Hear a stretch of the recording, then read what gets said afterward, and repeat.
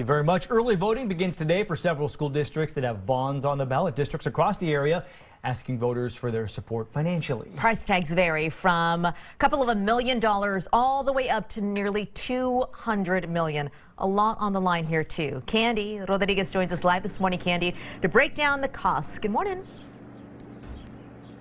Hey, good morning. These school bonds include everything from campus to security improvements and even new schools.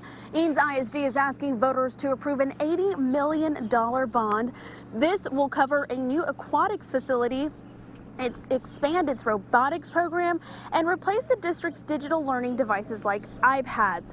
Over at Blanco ISD, the district is asking for a little more than $1 million. The funds would be used to improve security at entrances and add fencing. But the bond with the largest price tag is Hutto, nearly $200 million. If approved, the bond would build a brand new middle school adjacent Curley Elementary, which is being built right now.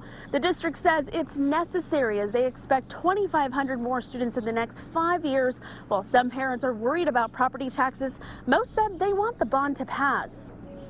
I think it's great. We need to make the schools better for the kids, and the funds will come in. The new sports complex is going to bring in, $200 million a year, whereas right now we're at $30 million a year. So a $200 million bond will be made up. It's maybe something that we need, but we have to be realistic and expect that we probably will have to pay for it somewhere. There's no such thing as a free lunch, right?